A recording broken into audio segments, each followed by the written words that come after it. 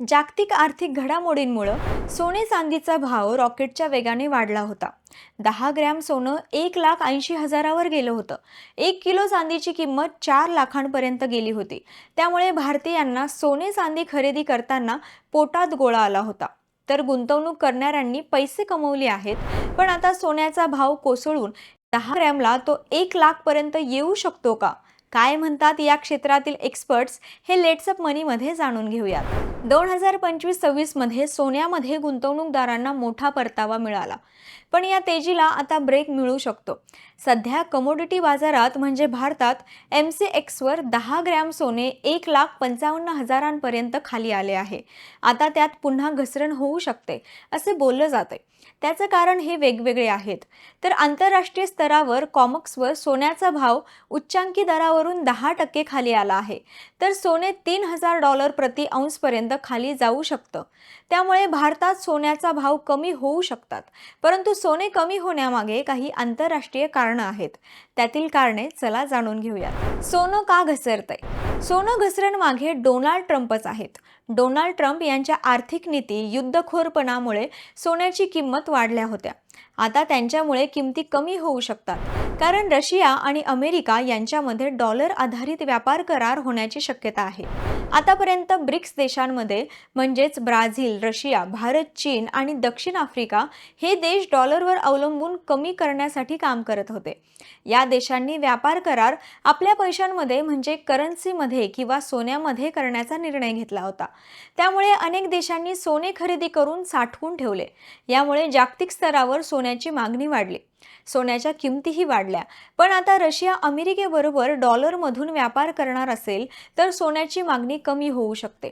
दोन्ही देशातील डॉलरमधून व्यापार करार झाला तर आंतरराष्ट्रीय बाजारात सोने $3,000 प्रति औंस पर्यंत येऊ शकते। त्यामुळे सोन्याच्या किमती घटू शकतात। ही दोन कारणंही महत्त्वाची।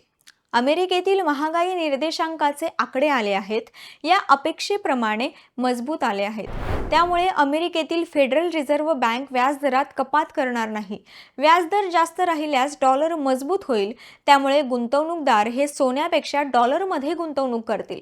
यामुळे सोन्याच्या किमतीत आणखी घट होईल असं आर्थिक तज्ज्ञ सांगतात। तसेच फेडरल रिझर्व्ह बँकेने व्याजदरात कपात न केल्यास सोन्याच्या किमतीमध्ये आणखी घट होऊ शकते। इतकी पडझड होईल का? याबाबत सोन्यामध्ये गुंतवणूक करणारे सुमित गुप्ता म्हणतात, सेंट्रल बँक सोन्यामध्ये गुंतवणूक करत आहेत, त्यामुळे लाखांपर्यंत खाली सोने येणार नाही। इतकी पडझड होणार नाही। आतापर्यंत 20% पडझड झालेली आहे। आणखी 5 ते 60% करेक्शन येऊ शकतं, परंतु 1 लाखापर्यंत सोनं खाली येऊ शकत नाही। सोनं चांदी चमकेल, कोहली यांचं मत। अर्थशास्त्र आणि फायनान्स गुरु डॉक्टर शरद कोहली यांचं मत जरा वेगळं आहे। अमेरिका कर्जात बुडालेला देश आहे। डोनाल्ड ट्रम्प सत्तेत आल्यानंतर जगभरातील सेंट्रल बँकने आर्थिक बाब मजबूत करण्यासाठी सोनं खरेदी केलंय। भारतीय रुपयाच्या तुलनेत डॉलर मजबूत आहे, पण येन, युरो, ब्रिटिश पौंड या करन्सीच्या तुलनेत डॉलर घसरलेले आहे। अमेरिका डॉलर इंडेक्स घसरलेला आहे। जागतिक स्तरावर 90% व्यवहार डॉलरवर होतात, त्यामुळे सोनं आता तरी घसरण्याची शक्यता कमी आहे। ट्रम्पचे जागतिक निर्णय असेच राहिले तर सोनं चांदी आणखी चमकेल असं कोहली यांचं मत आहे। तर ट्रम्प यांच्या मूडवरच सोने चांदीचे भाव अवलंबून राहतील। तर चांदीचा उद्योगामध्ये वापर वाढला आहे। Solar, EV battery, AI data इक्विपमेंटमध्ये चांदीचा वापर वाढला आहे। चांदी पर्याय निर्माण झाल्यास चांदीमध्ये सर्वात मोठा क्रॅश येईल असे भाकीतही डॉक्टर कोहली यांचे आहे। सोन्या चांदीचे भाव खरंच घसरतील की आहे तसेच राहतील? तुम्हाला काय वाटतंय? आम्हाला कमेंटमध्ये नक्की सांगा। आणि अशाच माहितीपूर्ण व्हिडिओसाठी पाहत रहा लेट्स अप मराठी।